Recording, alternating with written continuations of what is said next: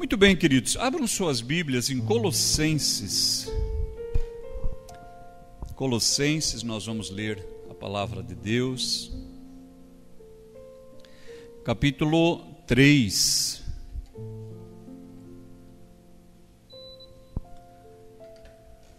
Aleluia! Glórias a Deus. Quero dizer aos irmãos que Jesus estará operando milagre durante a ministração da palavra. Quando nós olhamos para a Escritura, o que nós encontramos? Que no versículo 3 de Gênesis, disse Deus: haja luz, houve luz. Perceberam? Deus, ele fala, e na hora que ele fala, o milagre acontece. Toda vez, irmãos, que Deus fala, descortina-se uma janela para o sobrenatural. Eu creio nisso. A igreja precisa aprender isso. Toda vez, irmãos, que a palavra de Deus é lida, pregada, falada, a Bíblia diz que Naamã, ele não resistiu à fala de Deus na boca daquela menina. E ele viajou da Síria até Jerusalém por causa da palavra de Deus na boca de uma menina. Percebe? E a partir daí o sobrenatural o alcançou. Nós vemos também que quando José fala com Faraó, a palavra de Deus está na boca dele e vem salvação sobre todo o Egito e os países à sua volta. Quando Daniel fala com Nabucodonosor, o sobrenatural se descortina outra vez. A palavra de Deus também diz que Jesus, ele pregava, ensinava e curava. É o tríplice ministério do Senhor. Perceberam? A palavra de Deus está sempre cercada de milagres. O apóstolo Paulo disse: o meu ministério não consistiu de palavras de sabedoria humana, mas de manifestação de prodígios de poder. Todo lugar que a gente olhar que alguém está pregando a palavra de Deus, milagres estão acontecendo. Então, nesta noite, milagres estão acontecendo neste lugar e acontecerão na nossa vida. Os irmãos acharam Colossenses capítulo 3, diz assim o versículo 18. Para quem está conosco pela primeira vez, nós queremos dizer aos irmãos, minha família, que nas quintas é o culto da palavra. Então a gente sempre vai estudando os textos sucessivamente e agora nós estamos nessa porção de Colossenses. 3 de Colossenses, verso 18. Vós, mulheres, estáis sujeitas a vosso marido, como convém ao Senhor. Vós, maridos, amai a vossa mulher, e não vos irriteis contra ela. Vós, filhos, obedecei em tudo a vossos pais, porque isto é agradável ao Senhor. Vós, pais, não irriteis a vossos filhos, para que não percam o ânimo.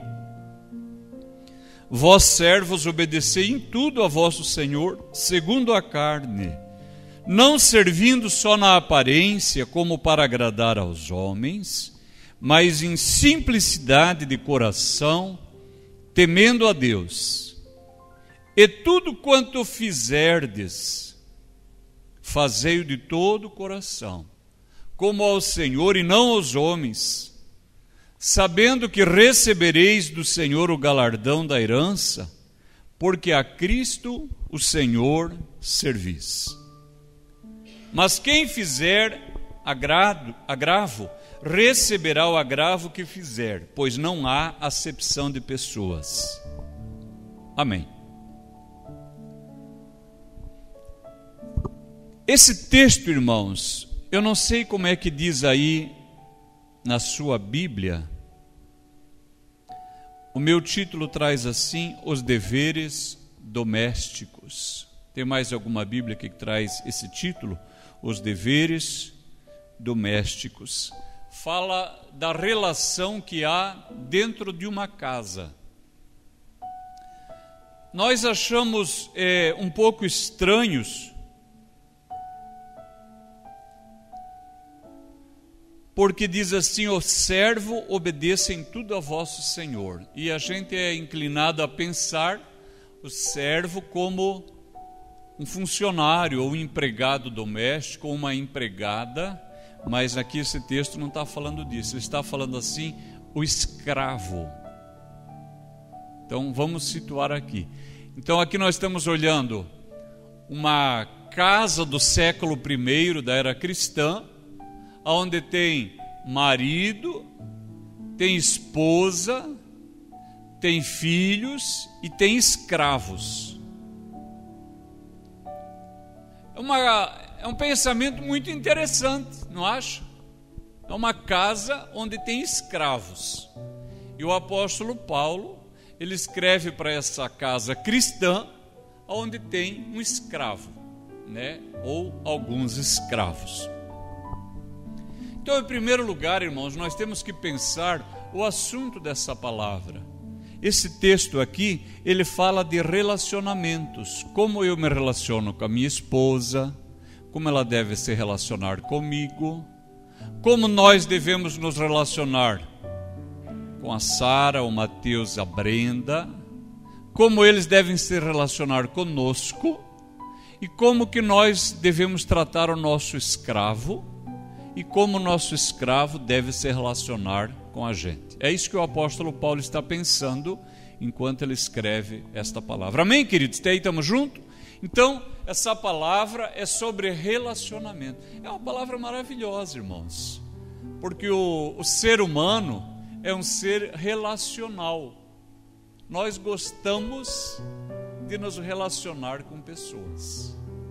A gente gosta de estar perto de pessoas, conversar com pessoas, ver o rosto, ouvir a voz, mesmo que às vezes a voz ou a fala do que fala soe estranha.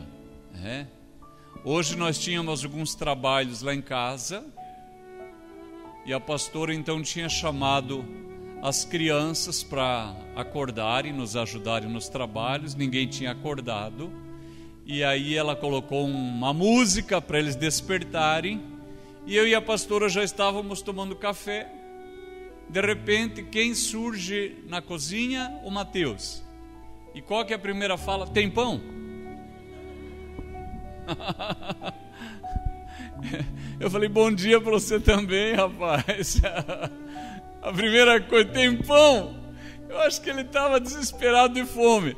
Ainda que a fala tenha sido cronologicamente inapropriada, é uma delícia ouvir a voz de um filho, não é verdade? Aqui quem é pai sabe que delícia que é você ouvir seu filho fala, se relaciona. Então, essa palavra aqui, ela está tratando de uma casa do século I. E nós podemos olhar para essa carta do apóstolo e nós vamos identificar algumas coisas que nós podemos dar uma polida na nossa casa. Não é que a gente não saiba ou que seja algo novo, mas é que se renova. Outro aspecto que nós temos que observar é que esse escrito, essa perícope, a gente já falou com os irmãos sobre o que é uma perícope. Esse escrito ele não finda no versículo 25, mas ele finda no versículo 1 do capítulo 4. Os irmãos observam? Olha lá o que diz assim: vós, senhores, fazei o que for de justiça e equidade a vossos servos, sabendo que também tendes um Senhor nos céus. Amém. Cada vez que os irmãos forem estudar a palavra de Deus, procurem observar se está correta a distribuição dos versículos. Como os irmãos sabem, os números de capítulos e os números de versículos não são a palavra de Deus, Eles foram adicionados, a divisão por capítulos, em 1551, e algum tempo depois, por versículo. Então, às vezes nós encontramos algum erro. Então, o nosso texto, ele vai até o versículo 1 do capítulo 4. Então, agora vai fechar a visão que o apóstolo Paulo está tendo dessa casa do século I, uma casa de cristãos, onde há marido, esposa, filhos, escravos e senhores de escravos, que são os donos da casa. Ele vai dizer como que a gente deve se relacionar. Olhando o texto, irmãos, a gente percebe que a primeira exortação é identificar a autoridade. Mas nós precisamos saber quem é a autoridade na nossa vida. Tem gente que não sabe quem é a autoridade sobre a sua vida. Tem homem que não sabe, tem jovem, tem aluno que não sabe quem é a autoridade, tem filho que não sabe. Então, a primeira exortação, quando eu estou num lugar, quem que é a autoridade? E eu devo me relacionar corretamente com essa pessoa. Se eu tiver uma boa relação com a autoridade, a minha vida ela vai ser ordenada. Eu lembro um dia que eu estava em Chapecó e eu precisava recolher um documento do veículo, e eu fui ao Detran e por equívoco eu recolhi com um código errado e o dinheiro foi. E aí quando eu vi já tinha ido. Aí eu me dirigi a uma mesa, eu falei: moço, eu fiz um crédito com o código errado, como é que eu faço para recuperar o meu crédito, o meu dinheiro e pagar corretamente? Ele disse assim: fala com aquele moço ali, ele já faz na hora para você, diga que o Marquinho mandou. Eu falei: moço, eu precisava estornar esse débito aqui, esse crédito, precisava estornar esse crédito para eu fazer corretamente, para recolher as taxas e liberar meu carro. Ele falou: tá bom, você pode passar na quarta-feira. Era uma segunda-feira. Eu falei: o Marquinhos disse que faz na hora. Ah, então eu vou fazer já. Eu não sabia, eu falei com o Marquinho, na verdade o Marquinho era o Marcão, porque ele era a autoridade. Se o Marquinho falou que estorna na hora, então tem que fazer na hora. Para tudo e atende um estranho, não por causa de mim, por causa da autoridade.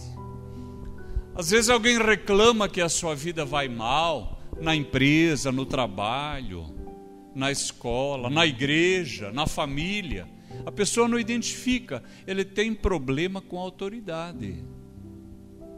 Ele está sempre criando problema para a autoridade. Um dia,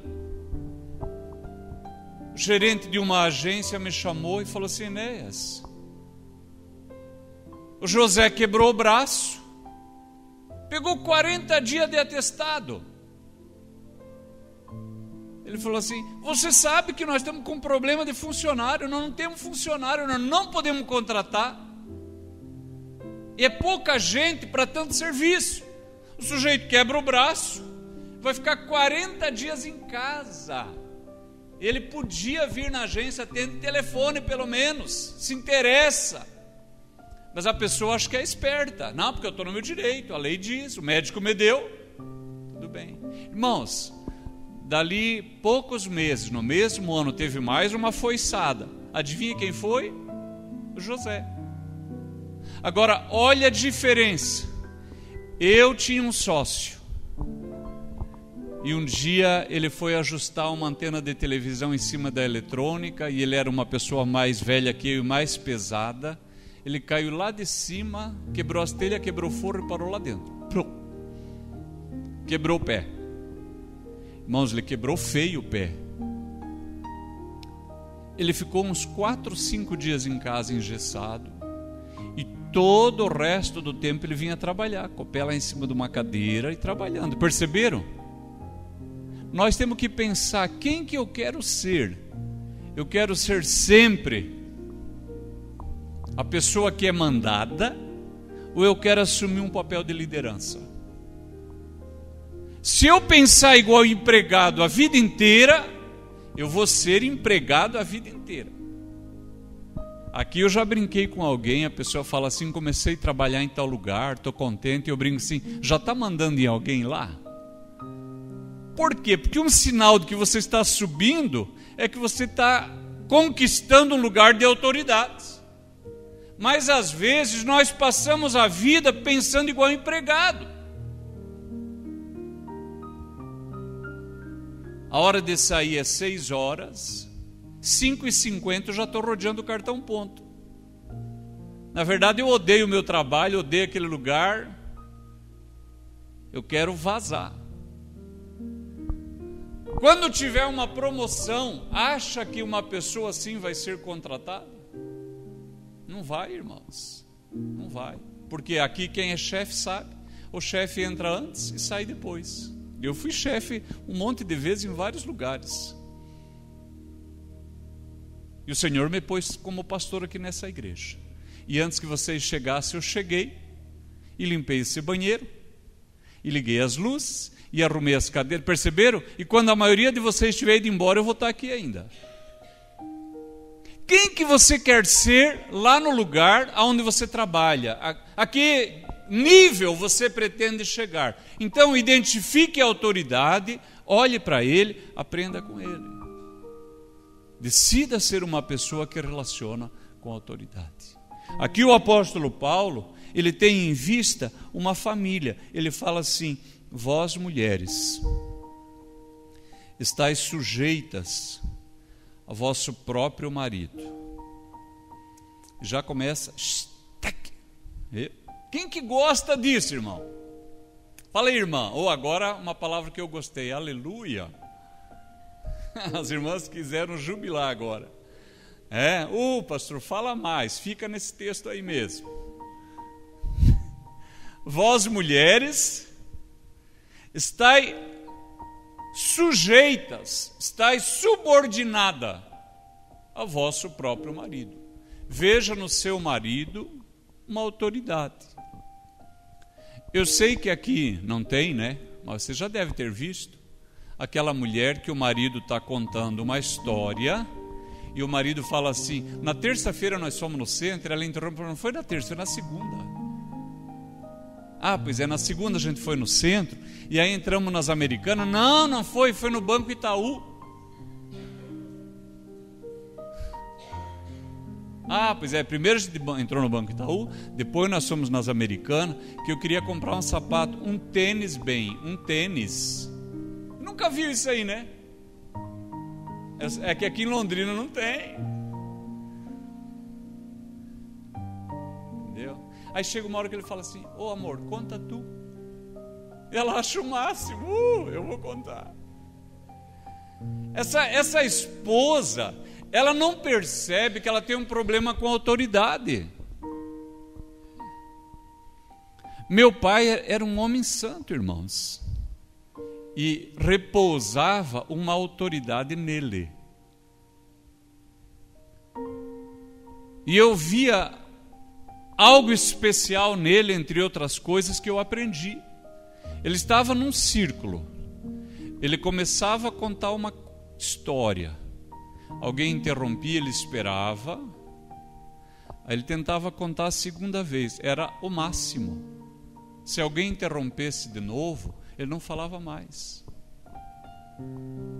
O que o senhor estava falando? Não, é só um pensamento que eu tive, está tudo bem. Ele não contava mais, porque ele sabia a autoridade que ele era. Mas tem gente que não reconhece a autoridade que tem, não sabe, e não percebe a autoridade do outro. Um dia uma irmã numa igreja, que eu e a Auriana apacentamos, ela falou assim, pastor, eu queria que o senhor fosse na nossa casa, porque eu já evangelizei meu marido, já orei por ele.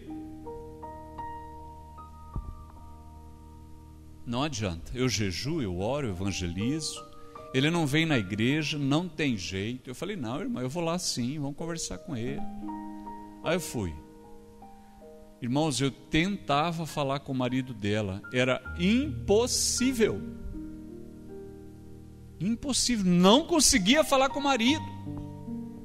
A irmã, ela queria contar tudo.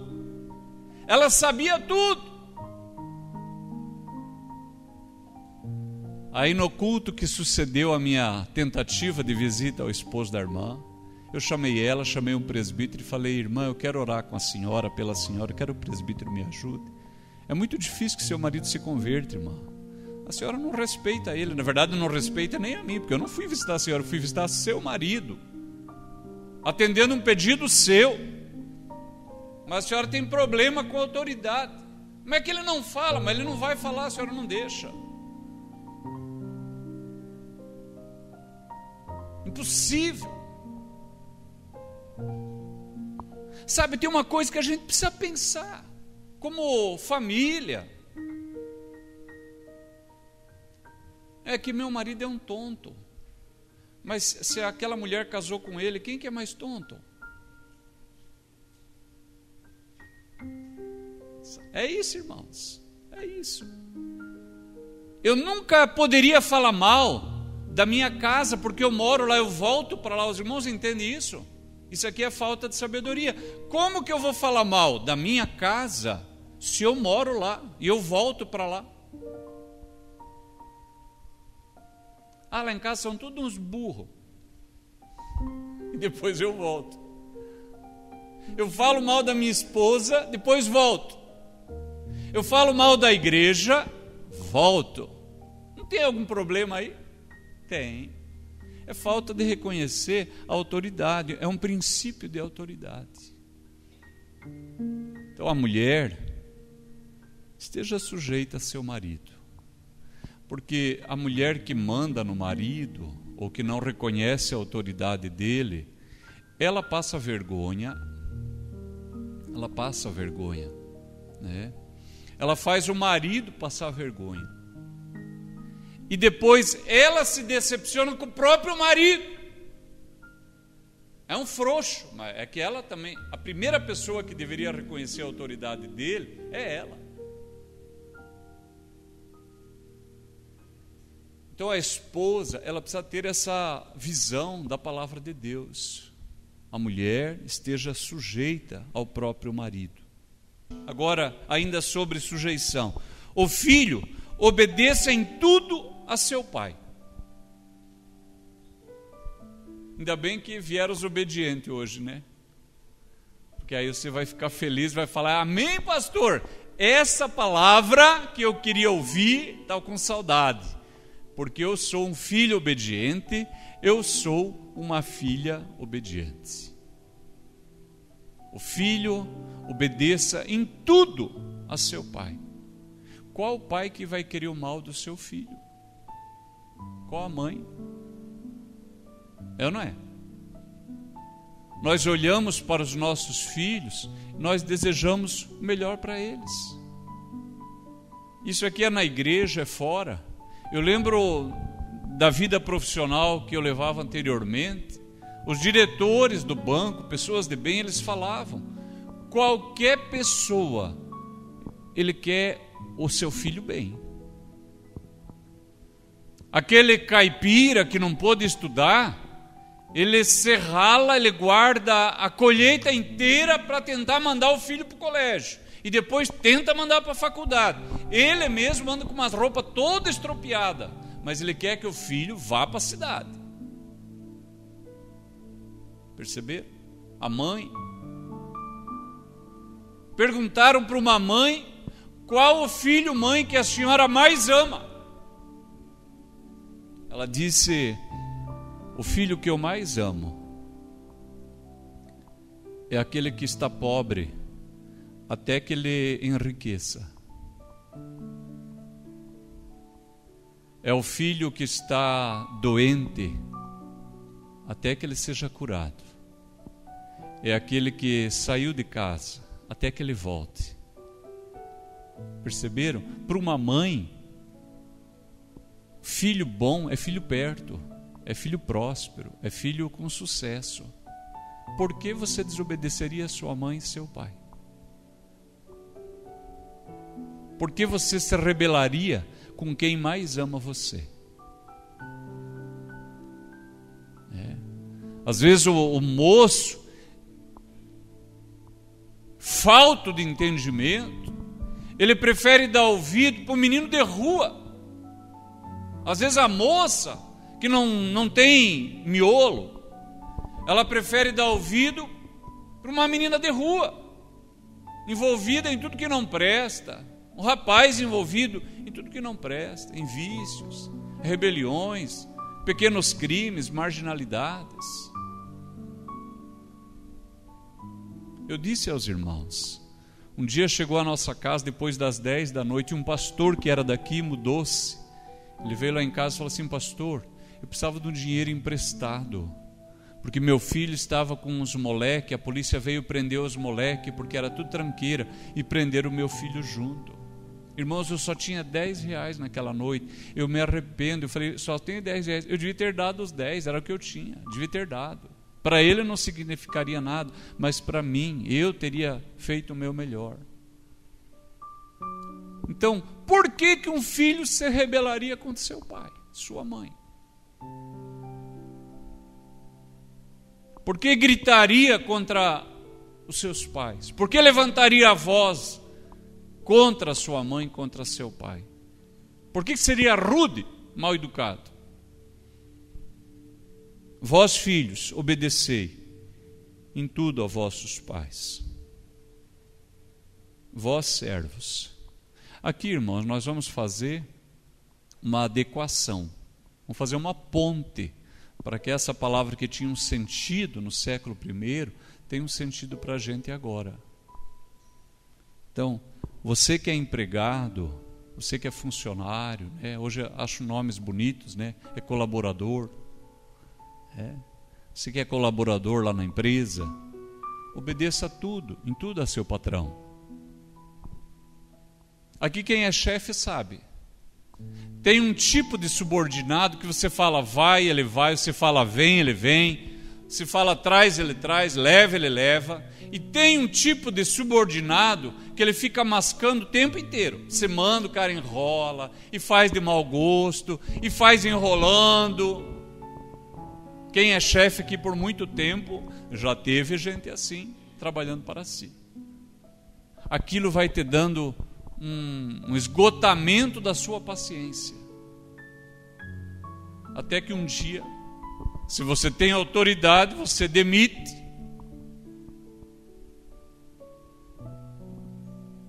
Transfere para uma outra área. Você não quer ver mais a pessoa. Quem que gosta de trabalhar? Irmão, qual trabalho que é molinho, irmão? Qual trabalho que é fácil? Todo trabalho tem um grau de dificuldade. E não está errado, irmãos, essa nomenclatura nova aí, os colaboradores, porque é um ambiente de colaboração. É verdade que tem níveis de hierarquia, tem que ter, irmãos, alguém tem que mandar. Mas é desgastante quando a pessoa que deveria ser um colaborador, ela é uma trava no teu serviço. Obedeça em tudo. Meu primeiro trabalho com registro em carteira, eu fui eletricista. Nós éramos 4 colegas. Então 2 chegavam, já subia lá em cima, outros iam passando a fiação aqui por baixo. E um dos colegas, ele sentava assim, e a outra perna assim, e ficava perto ali emendando. Pensei, meu Deus, nunca mais sai esse serviço daqui. Todo mundo andando lá de cócora, ajoelhado para o trabalho render. O sujeito ali sentado parece que foi almoçar. Então, esse tipo de gente não sabe por que não funciona. Obedeça em tudo a teu patrão. É o que está escrito aqui. Obedeça em tudo ao teu patrão segundo a carne. Os irmãos lembram que na semana passada nós passamos aqui o vídeo do empregado daquela grande companhia, em que ele vai ensinar o novo funcionário, não sabendo que o novo funcionário é na verdade o dono da companhia, que está travestido de empregado. E ele diz: olha, meu amigo, põe a luva, para você não se acidentar. Depois foi lá, observou o trabalho, falou assim: você esqueceu alguns pregos aqui, a carga pode se deslocar dentro do container. Isso aqui tem a ver com a nossa segurança, com a segurança do que nós fazemos. E depois ele acrescentou: amigo, faça tudo como se você estivesse fazendo para Deus. Testemunho lindo, lindo demais.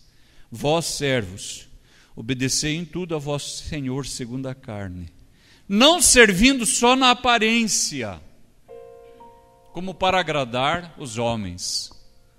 Aqui quem trabalha na área de produção, você já viu, tem colega que vai para o banheiro e não sai nunca mais. E vai 5 vezes, vai 10 vezes e tal. Essa pessoa não pensa igual o patrão, ele pensa igual o empregado. Uma pessoa dessa um dia vai ser patrão, vai ser chefe.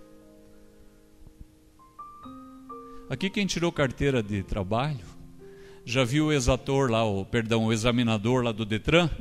Você vai lá, senta no seu carro, não dá a impressão que ele não está te olhando? Dá a impressão sim, mas tu faz qualquer bobaginha e já... O patrão, o chefe, parece que não está te olhando.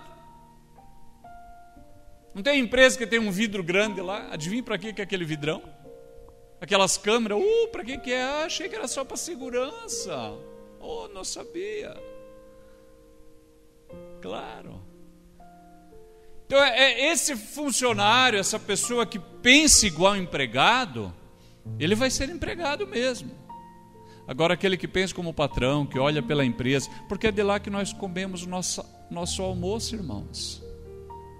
O tênis que você está vestindo, o sapato, você comprou do salário que você ganhou lá, eu também. Então a Bíblia diz: faça não só na aparência como para agradar aos homens.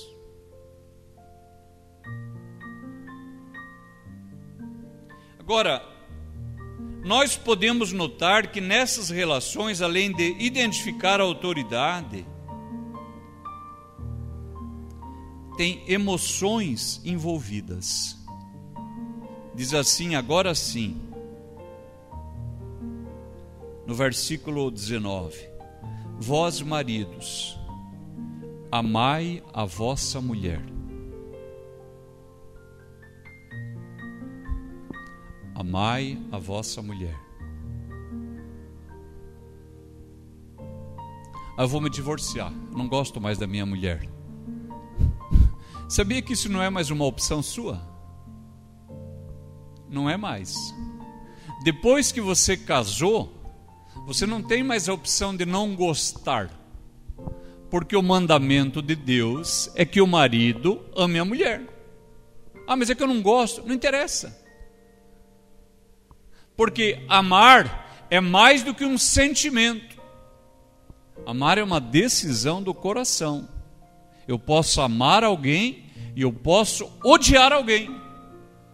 Eu já tive a experiência, espero não ser o único, de, havendo detestado uma pessoa, em algum momento eu deliberei, eu decidi: bom, eu vou ter que trabalhar mesmo com a pessoa, ou eu vou ter que conviver por isso e por aquilo, quer saber? Eu vou achar um jeito de gostar dessa pessoa. E depois eu começo a gostar. Só eu que tive essa experiência ou mais gente já teve? Mais gente. Você muda as suas afeições. Então a Bíblia diz: marido, ame a sua mulher.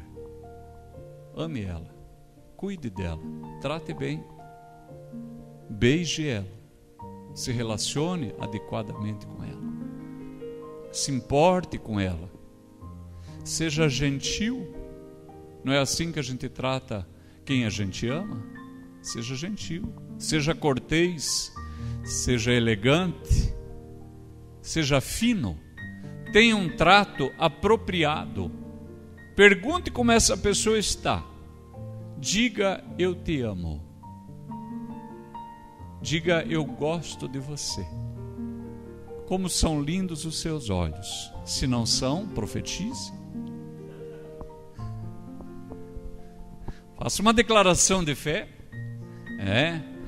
Hoje todos nós queremos ficar ricos, então a gente gosta de palavra profética, né? Declare, o dinheiro está vindo, e aí o cara crê mesmo, né? O cristão abraça essa palavra. Bem, profetize para sua esposa, como você está bem, como você é linda, eu admiro isso em você. E sabe o que vai acontecer? De tanto falar, você vai acabar acreditando. E a esposa que ouve, de tanto ouvir, ela vai começar a se cuidar melhor, né? Vai ver a sua saúde, seu peso, sua disposição para a vida. Ela vai começar a se cuidar mais, se cuidar melhor. Perceberam? Você ama. É uma ordem da palavra de Deus. Marido, amai vossas mulheres.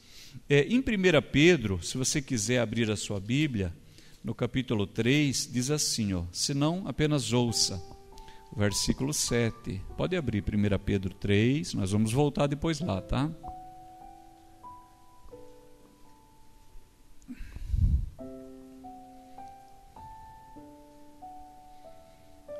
Primeira Pedro 3, verso 7. Igualmente vós, maridos, coabitai com ela com entendimento, dando honra à mulher, como vaso mais fraco. Me permita fazer uma parte. Olha como a palavra de Deus é perfeita. A Bíblia diz que a mulher é um vaso mais fraco. O homem tem mais músculo do que a mulher. Notadamente, o homem é maior do que a mulher. O cérebro do homem maior do que o da mulher.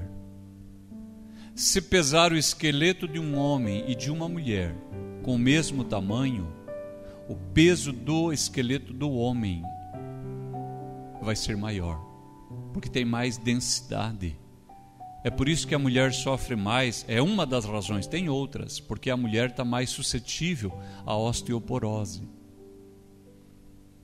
Se você for olhar o recorde de salto em altura, você vai ver que o recorde masculino é alguns centímetros maior ou mais alto do que o recorde feminino. Se você for olhar a corrida de 100 metros rasos, uma mulher nunca conseguiu fazer em menos de 10 segundos. O homem já há 30 e poucos anos já fez com menos, está em 8 segundos e alguma coisa. Deus diz, e a palavra dele é perfeita, que homem e mulher são diferentes. Agora esses malucos estão dizendo que é tudo igual. E aí tem uns homens que deixaram de ser macho e agora puseram o nome feminino. E essa semana foi assinado um documento onde diz que na escola o menino que resolver se chamar menina vai ter que ser respeitado o nome feminino. Agora esses malucos estão com um problema, porque tem um monte de homem usando o nome de mulher. Agora entrou na liga de vôlei um homem jogando contra a mulher, entrou no MMA, UFC, homem batendo em mulher e todo mundo aplaudindo. Por quê? Porque rejeitaram a verdade de Deus. Tá bem, irmãos? Rejeitaram a verdade de Deus. Aqui diz: o marido coabite com ela com entendimento, dando honra à mulher como vaso mais fraco. Marido, ame profundamente a sua mulher. Ame intensamente. A mulher passa aquela semana dela lá das regras, uma coisa tão desagradável, cansativo. Perceberam? Se ela não tem as regras, se ela é doente de algum modo e não tem, é uma tristeza. Se ela tem, é um trabalho cansativo. A mulher carrega uma criança no ventre 9 meses. Perceberam? Nós que temos um filho, 2, 3. Amamenta essa criança meses, 1 ano, 2 anos. Então pode acontecer que o corpo da mulher se deteriore mais rápido do que o seu. Mas sua mulher não foi achada em algum lugar. Você a escolheu, você a amou, você a desejou. Coabite com ela como vaso mais fraco, dando honra a ela. E agora preste atenção, porque isso aqui faz parte do ensino de Paulo. Como sendo vós os seus co-herdeiros, ou seja, herdeiros juntamente da graça da vida, para que não sejam impedidas as vossas orações. Olha só. A palavra de Deus, ela tem esses gatilhos assim, irmãos, que nós temos que estar muito atento. A Bíblia diz que se eu for trazer minha oferta aqui, e eu tiver ofendido meu irmão, é para eu deixar a oferta aqui. Fala isso, deixa a tua oferta lá no altar. Ah, então eu não preciso dar? Não, não é isso que está falando, não. Não vem querer me lograr. Vim trazer minha oferta, ofendido com alguém, eu ofendi. Eu pego a oferta, põe no envelope e deixo aqui. Aí eu vou lá, irmã, me perdoe. Aquele dia eu fui infeliz. Eu falei para a irmã que eu não deveria ter falado. Não era o lugar certo, não foram as palavras certas. Se a senhora pudesse me perdoar, eu ficaria muito grato. Porque eu quero ofertar ao Senhor. Faz parte do meu culto, mas eu sei que a senhora está triste, o senhor. Perceberam? Vai lá, resolve. A Bíblia diz, depois vem, pega, põe. Agora aqui, olha um outro gatilho. Respeita a tua mulher, para que não sejam impedidas as vossas orações. Gente, olha que situação. Eu achei que eu podia brigar com ela e ser pentecostal igual. Não, não pode. Eu achava que eu podia tratar mal minha esposa e orar e levantar as mãos e está tudo certo. Não, não está. Coabite com ela dignamente, para que não sejam impedidas as vossas orações. Eu fiquei pensando que nós, os homens, nós irritamos muita gente. Volte lá para Colossenses. Diz assim o final do versículo 19: vós maridos, não vos irriteis contra ela, vós pais, não irriteis os vossos filhos. Os maridos são os irritão. Nós temos que cuidar, pais. Porque às vezes se fala algo para o seu filho, você continua falando, ele já ouviu, já entendeu. Você dá uma bronca, que às vezes eles precisam. Eu sei que aqui os adolescentes que não, porque aqui é só prata fina. Mas você dá uma bronca e aí fica brabo o dia inteiro. Seu filho não entende, ele pensa, puxa vida, já levei a bronca, já entendi. Por que ainda está irritado comigo? Nunca aconteceu aqui, mas só... É forte, hein? Perceberam que esse texto que tem muito a ver com relacionamento? Você dá uma bronca porque tem que dar uma bronca. E depois você toca seu dia para frente, deixa seu filho em paz.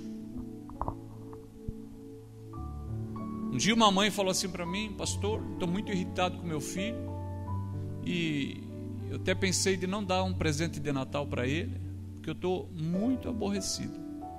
O que o senhor acha? Eu falei, você está completamente irritado, errado. Você está completamente errado. Está irritado também, né? Quem riu é porque está irritado. Eu falei, você está errada, porque o presente é por causa do Natal. O Natal não se alterou, o calendário não mudou por causa da tua irritação. Você vai fazer as coisas erradas. Você dá uma bronca se ele está precisando, verbaliza, fala o que está errado, o que tem que mudar, mas isso não muda seu amor, é seu filho. Não tem outro, é esse. Perceberam? Então os pais não devem irritar os filhos.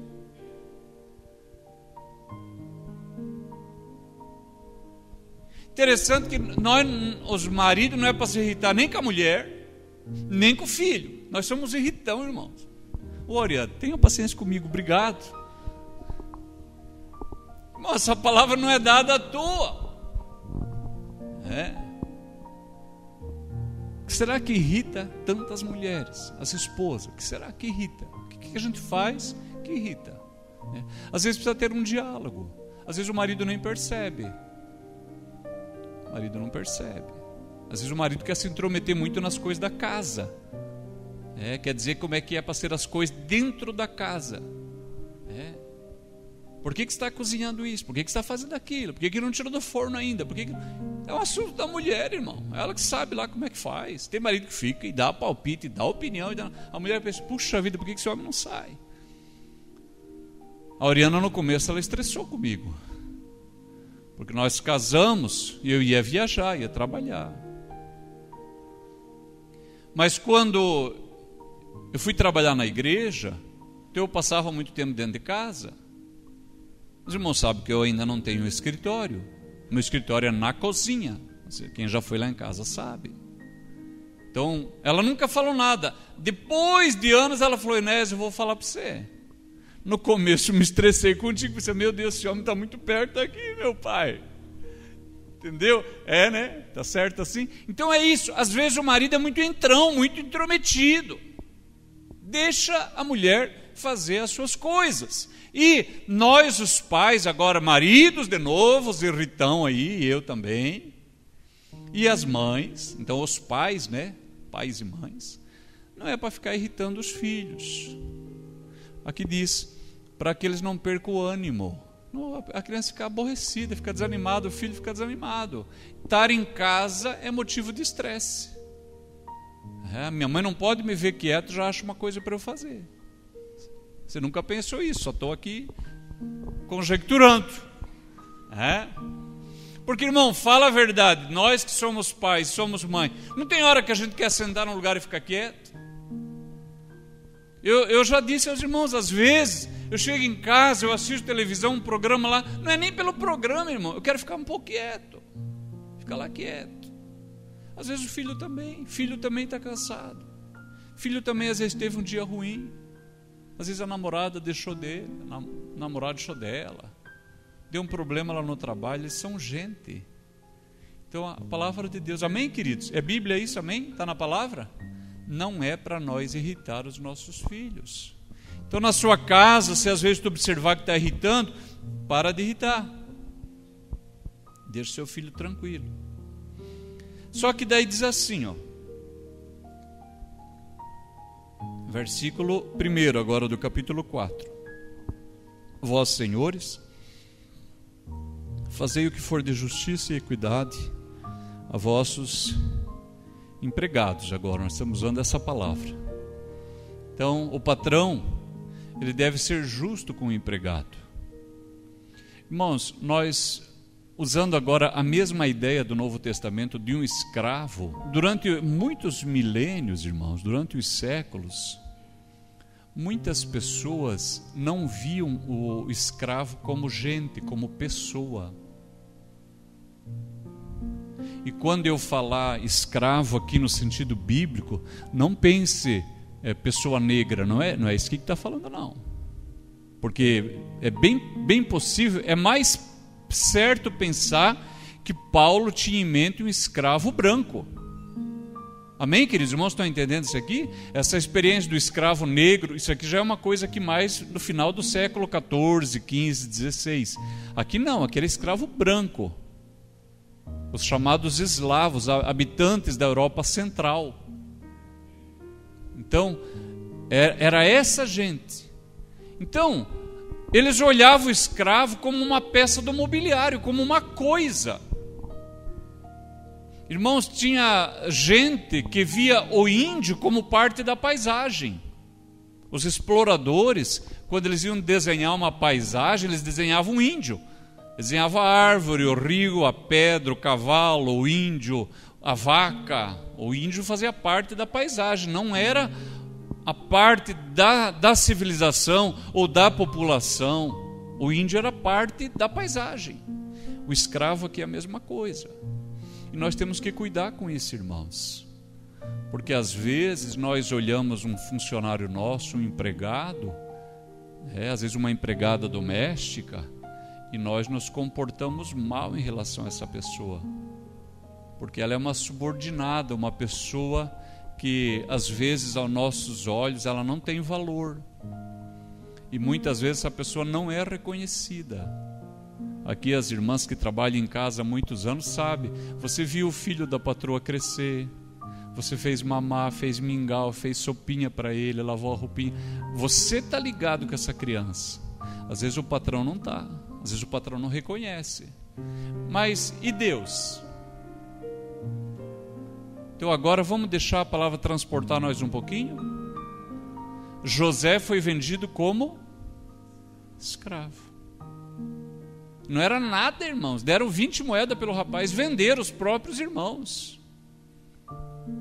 Tinha valor nenhum. Tchau. Vender igual vende um burro, igual vende uma junta de boi, um animal de carga. É isso, irmãos. Foi assim que ele foi vendido. Deus via ele assim? Não. Ame a Deus, irmão. Ame a Deus.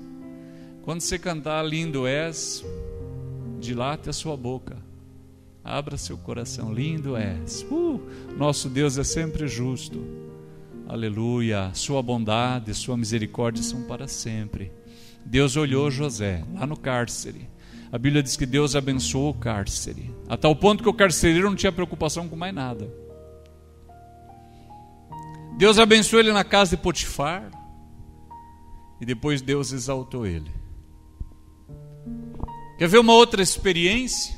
Quando Abraão e Sara descem para o Egito, quando saem de lá, eles trazem de lá uma escrava, Agar. Ela não era nada, irmão, ela era uma bacia, um banquinho para pôr o pé. Se os irmãos leem o texto, os irmãos vão ficar chocados com a narrativa, porque diz assim: Sara deu Agar para Abraão. É como se fosse, vou dar para você, pode usar. Agar não é consultada, irmãos. Ela não tem poder de fala. Na verdade, ela é só um objeto onde vai ser gerada uma criança, e a criança não vai ser dela. A criança é do dono. Observaram? Então, naquela cultura, Agar não era nada também. Ela era paisagem. Ela fazia parte do mobiliário. Abraão pode usar. Deus viu assim? Quando ela se vê grávida e Sara se irrita com ela e manda ela embora, o anjo vai lá falar com ela. Fala assim: ô Agar, volta para tua senhora. Volta para tua senhora. Você vai ter um filho. O nome dele vai ser Ismael. Deus é maravilhoso, irmãos. Aquela que não era nada para ninguém, para Deus ela é alguém de valor. Os anos passam, ela tem um menino, outra vez Sara manda ela embora. Abraão se comporta muito mal em relação a ela, e quando ela está lá no deserto, o menino morrendo, aparece um anjo e chama ela: Agar, Agar, o que é que tens? E a Bíblia diz que Deus abriu os olhos da escrava, aquela que não era nada, e ela viu um poço. E o Senhor falou assim: levanta-te, toma o menino pela mão, porque dele eu farei uma grande nação. Meu irmão, minha irmã, nós precisamos nos associar com o pensamento divino, respeitar as pessoas que Deus respeita, amar as pessoas que Deus ama. Tem alguém trabalhando para você? É uma empregada doméstica? Você é chefe lá no teu trabalho? Nunca esquece. Aquela pessoa que trabalha para você, ou que você tem algum nível de autoridade sobre ela, Deus ama ela, tá?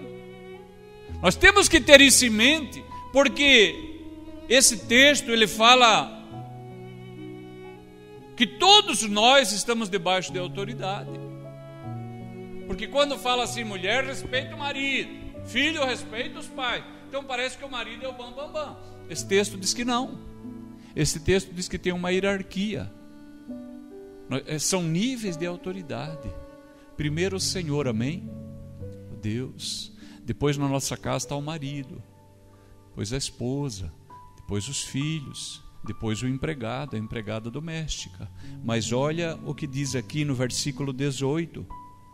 O finalzinho diz assim: como convém no Senhor. Versículo 20, finalzinho, agradável ao Senhor. Final do 22, temendo a Deus. 23, como ao Senhor e não aos homens. E no capítulo 4, sabendo que também tendes um Senhor nos céus. Opa! Perceber? Eu tenho um nível de autoridade que Deus me deu esse nível. O senhor tem, a senhora tem, o moço tem. Mas nós todos temos uma autoridade acima de nós. Aqui nós vamos prestar conta do que nós fizemos com aquela autoridade que nós recebemos de Deus. Eu só quero finalizar. Volte um pouquinho em Filipenses, capítulo 2. Filipenses, capítulo 2, diz assim a palavra de Deus. Nós vamos ler o versículo 5. Filipenses 2, 5. De sorte que haja em vós o mesmo sentimento que houve também em Cristo Jesus, que sendo em forma de Deus, não teve por usurpação ser igual a Deus, mas aniquilou-se a si mesmo, tomando a forma de servo, fazendo-se semelhante aos, e achado na forma de homem, humilhou-se a si mesmo, sendo obediente até a morte, morte de cruz. Pelo que também Deus o exaltou soberanamente, e lhe deu um nome que é sobre todo nome, para que ao nome de Jesus se dobre todo o joelho dos que estão nos céus, na terra, debaixo da terra, e toda língua confesse que Jesus Cristo é o Senhor, para a glória de Deus Pai. Aleluia. O exemplo perfeito de servo, de autoridade e de quem reconhece a autoridade nós temos em Cristo. A maneira como Jesus se relacionou com a autoridade, a maneira como ele é autoridade e como ele se fez servo, glorificou e glorifica a Deus.